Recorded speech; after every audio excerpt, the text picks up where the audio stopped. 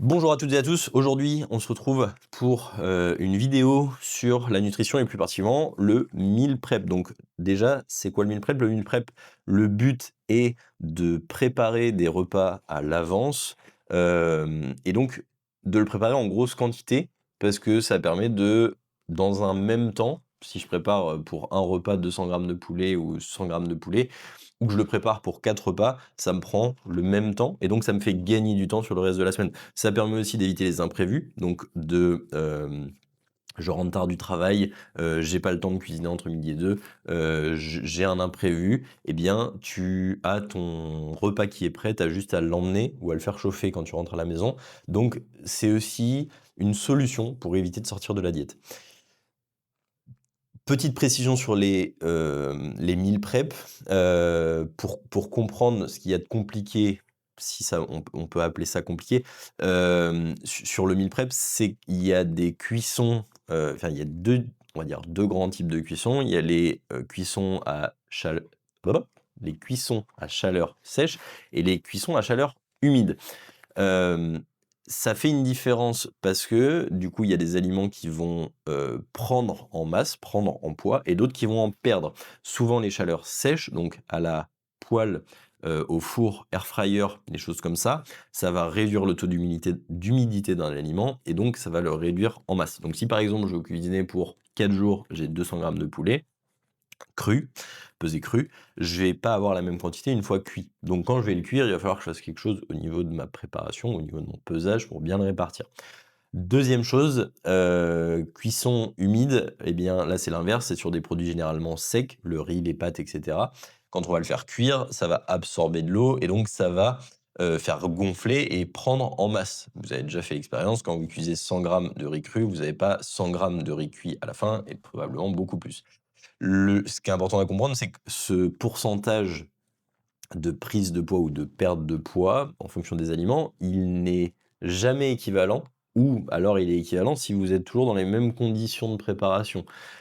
Par exemple, un riz, si vous mettez, 3 litres dans la casserole ou 2 litres, ça aura pas le même taux d'absorption. Si vous le faites cuire pendant, 12 minutes ou 10 minutes, ça aura pas le même taux d'absorption. Si vous utilisez un riz thaï ou un riz basmati ou un riz de Camargue, ça aura pas le même taux d'absorption.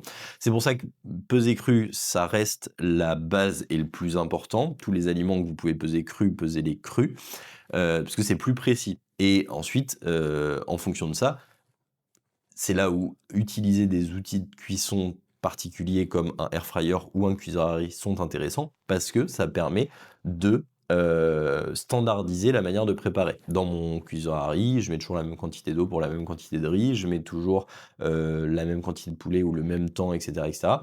Donc, c'est un peu plus précis et du coup, on se retrouve à la cuisine et je vais vous montrer là comment je prépare un petit peu tout. Je prépare mes tupperwares en verre. Je vous le conseille grandement, ça coûte pas non plus hyper cher et surtout c'est plus durable. Donc là j'ai 5 tupperwares parce que je me prépare pour, 5 jours de repas. Je vais avoir donc 1 kilo de poulet, 500 grammes, donc moi je le prends portionné en plus et découpé, ça me fait gagner encore un petit peu plus de temps, donc conseil supplémentaire et j'ai 200 grammes par repas le midi, donc divisé par 5, ça me fait 200 grammes. Donc là j'ai pour 5 repas, je mange 100 grammes de riz, par repas, donc là je vais aussi peser 500 grammes de riz et à la fin, je vais les répartir dans les tupperwares. Donc comme je disais, je vais préparer 5 repas de 100 grammes de riz. Donc il me faut 500 grammes de riz, le paquet fait 500 grammes. Donc là, je l'ai mis sur la balance par habitude et pour aussi vous montrer. Donc je pèse mon riz et je sais aussi que je vais le cuire toujours de la même manière. Moi, ça me facilite aussi la pesée par la suite. Donc c'est un conseil et surtout avec le cuiseur à riz, c'est beaucoup plus simple. Je, vais mettre 2 fois le volume d'eau du volume du riz. Donc j'ai 500 grammes de riz, un volume d'eau, ça serait 500 millilitres, je vais en mettre 1 litre et du coup, à la fin, sur la balance, je suis censé avoir 1,5 kg. Je démarre, boum, c'est lancé et là, j'ai plus rien à faire, j'ai juste à attendre. Ouais, je vous le vends un petit peu le cuiseur à riz parce que c'est vraiment un banger pour préparer. Il y a plus rien à faire, il y a pas à touiller, il faut juste attendre que ça soit cuit, ça va se relever une fois que c'est cuit, il y a plus qu'à dispatcher. Donc c'est vraiment génial. OK, donc là, j'ai préparé mon poulet, je vais le mettre dans des cuves, les cuves du air fryer. Je vous conseille le air fryer aussi parce que c'est un gain de temps. Vous mettez tout, vous lancez, vous avez plus à vous charger. Là, dans 2 minutes, j'ai terminé, je retourne bosser et ça m'aura littéralement pris 5 minutes à mettre mon riz et mon poulet dans les cuves. Ce que je fais en plus, donc là vous l'avez pas vu, mais j'ai mis de l'aluminium dans le fond des cuves. C'est pas un obligatoire, mais vous allez me prendre pour un fou, ça permet aussi de gagner du temps. Je vais moins salir mes cuves, donc je vais perdre moins de temps à les nettoyer après, à récurer. Donc encore une fois, gain de temps. Poulet portionnable, donc 500 grammes, je vais mettre une barquette dans chaque cuve et ensuite assaisonnement. Donc, en plus, l'avantage avec le air fryer, pas d'âge d'huile comme dans la poêle. Et si jamais vous faites cuire à la poêle, petit conseil, vous passez un coup, vous en mettez pas trop, et vous passez un coup d'essuie-tout dans la poêle. Ça permet d'enlever le surplus. Donc là, je sèle. Tac, je poivre. Bon là, c'est à chacun vos goûts, mais je vous conseille, parce que c'est pareil, quand on mange, du coup, la même chose en boucle, entre guillemets, en tout cas qu'on n'a pas trop de variations parce que justement on fait le meal prep et qu'on n'a pas non plus envie que ça nous prenne trop de temps à préparer, eh bien les épices c'est game changer parce que ça va donner du goût et c'est 100 calories. Alors 100 calories pas tous, attention, les mélanges d'épices, bien regarder la liste d'ingrédients derrière et regarder s'il n'y a pas trop de calories. Par exemple dans celui-là, il y a quelques calories dedans. Alors après, à mettre en contexte aussi avec la quantité que vous utilisez, mais ça reste un truc à prendre en compte et aussi à regarder aussi en fonction des intolérances parce que vous pouvez ne pas supporter l'ail, mettre une épice que vous adorez parce que bah, les bonnes poulet rôti, des choses comme ça sur le poulet, c'est excellent. Le problème, c'est qu'il y a de l'ail ou des oignons et vous les tolérez peut-être pas. Donc, à adapter aussi en fonction de ça. Hop, donc là c'est terminé. Du coup, tout est lancé en cuisson. Petit conseil par rapport aux portions, parce que là je vous ai montré que je prenais du poulet portionné à 500 grammes la barquette pour 1 kg. Mais c'est quelque chose que vous pouvez aussi faire vous-même, ça soit pour les légumes. Alors si vous prenez des légumes surgelés, la question se pose pas, c'est déjà préparé, c'est aussi un gain de temps. Si vous préférez manger des fruits et légumes frais, mais que vous voulez les avoir en grosse quantité et ne pas avoir à en acheter, les préparer à chaque fois parce que éplucher, cuire, ça prend du temps, vous pouvez les préparer à l'avance, les congeler par portion, et ça c'est important aussi parce que par exemple le poulet, là moi j'en ai 1 kg, ça tombe pile pour 200 grammes pour 5 jours, mais si vous avez des 150 grammes, des choses comme ça, les barquettes vont pas toujours faire la quantité. Donc prenez des gros volumes, des 1 kg, 1 kg et demi de poulet, et vous le portionnez sur le nombre habituel de portions que vous avez l'habitude de faire. Je le congèle comme ça, et quand je le sors, j'ai juste à décongeler, mettre à cuire, et je sais que j'ai ma portion pour X jours, donc gain de temps aussi sur ça, et d'argent, parce que vous pouvez le prendre en gros volume, et du coup payer un petit peu moins cher. Le riz est terminé, le poulet est terminé, et il s'agit de le mettre dans les conteneurs, et du coup, c'est là où on va voir comment ça se passe. En réalité, c'est pas si compliqué. Il y a deux manières. Alors, faut différencier le fait d'être juste un pratiquant de musculation ou un compétiteur qui va monter sur scène. Un compétiteur, il aurait tout intérêt à vraiment être précis sur sa manière de peser et de répartir sa bouffe. Le truc, c'est que vous n'êtes pas compétiteur, en tout cas pour la plupart. Je ne le suis pas actuellement. Et donc, ce qui va se passer là, c'est que j'ai cuit donc 1 kg de poulet, j'ai cuit 500 grammes de riz, et j'ai cuit ces quantités pour un certain nombre de jours. Donc là, j'ai 5 tupperwares.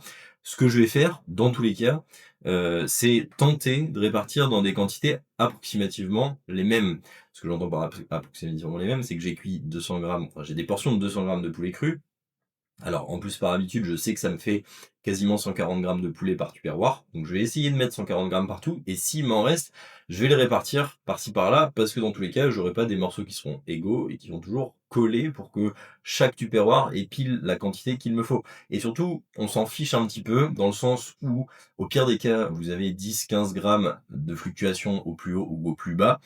Et in fine, sur vos 4-5 jours de cuisine, vous aurez votre total protéique qui sera couvert, vous aurez mangé le nombre de calories qu'il fallait par rapport au nombre de quantités que vous avez sur votre diète. Si vous voulez être précis, vous prenez un gros récipient, vous mettez tout dedans, tout le poulet, vous le pesez une fois, vous avez votre quantité crue et vous le recoupez en 4 fois ou en 5 fois en fonction de la portion que vous avez préparée, puis vous le dispatchez de manière équivalente. Ok, donc la démonstration parfaite de ce que je viens d'expliquer, j'ai pesé mon poulet 133 grammes dans ce tupperware-là, alors que dans les tout premiers, j'ai mis environ 145 grammes, 140 grammes. Donc là, j'ai des tupperwares qui vont de 135 à 145 grammes, et c'est pas grave. Donc je perds un petit peu de protéines sur une journée, mais le lendemain, j'en ai un petit peu plus, et c'est ça qui compte en réalité. Si vous voulez faire les choses de manière simple, sans vous tracasser trop la tête et perdre du temps.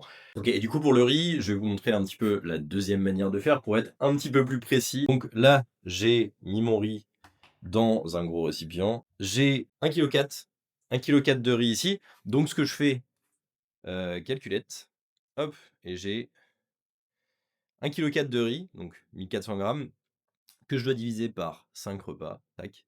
Et donc j'ai 280 grammes de riz, donc je sais que je vais devoir répartir cette quantité totale dans les 5 tupperwares pour 280 grammes. Ça, c'est la deuxième manière.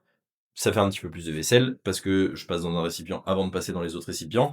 Ça fait perdre un petit peu plus de temps, mais vous êtes plus précis. Donc si vous voulez le faire comme ça, très bien. C'est la manière la plus précise de faire. Et vous auriez pu le faire, ou j'aurais pu le faire avec le poulet également là pour être parfaitement au grammage près. Boum, voilà, donc 5 repas préparés, 5 repas du midi. Là, j'ai pas les légumes, j'ai pas les huiles, donc je le ferai au dernier moment. Moi, j'utilise des crudités là en ce moment, donc carottes râpées en sachet et salade iceberg. Je rajoute un peu d'huile, un peu de sauce soja, un peu de vinaigre balsamique et voilà. Je reviens quand même sur le fait de dire que de l'imprécision, ce n'est pas grave. Alors, c'est le cas en sachant qu'on a été précis avant. Ce que j'entends par là, c'est que là, sur mon meal prep, j'ai préparé pour 5 portions à chaque fois, donc 200 grammes de poulet x 5 et 500 grammes de riz pour les 5 jours que je vais consommer. Donc, à la fin, ça reviendra au même. C'est pour ça que je dis que c'est pas grave. Par contre, si vous commencez à faire chaque jour, vous préparez votre repas et que vous n'êtes pas précis, là, c'est plus grave parce que peut-être que vous allez être dans l'imprécision du surplus à chaque fois ou dans l'imprécision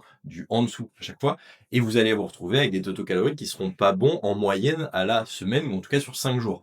Là, je sais que mon total protéique sera le même, que j'ai réparti de manière équitable mon poulet ou que j'ai fait un petit peu de variation au fil des jours. Même chose pour le riz, même chose pour tout le reste. Là, c'est un meal prep pour du gain de temps. Évidemment qu'il est totalement possible de faire des choses plus poussées. Ça prendra plus de temps, mais d'un autre côté, ça prendrait plus de temps de le faire repas par repas.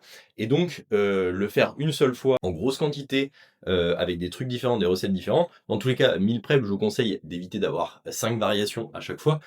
Ne faites que 2 variations, par exemple, sur le repas du midi et 2 variations sur le repas du soir, ça sera déjà énorme et surtout si vous faites des recettes particulières. Mais encore une fois, c'est le même principe. On calcule le nombre pour chaque groupe d'aliments qu'on a besoin, la portion qu'on a besoin, on la prépare en gros et on la proportionne dans des tupperwares. C'est pour ça qu'encore une fois, les tupperwares pesés crus et les tupperwares individuels sont quand même mieux parce que ça portionne et quoi qu'il arrive, même si vous faites une erreur sur la pesée, à la fin de la semaine, à la fin de vos 5 jours, de votre cycle de repas, vous avez gardé vos totaux protéiques, caloriques, glucidiques, lipidiques, les mêmes. Je pense que c'est tout sur le meal prep. C'est assez simple finalement, comme vous avez pu le voir. Je vous laisse le mettre en place, je vous laisse me poser des questions si vous en avez et à bientôt.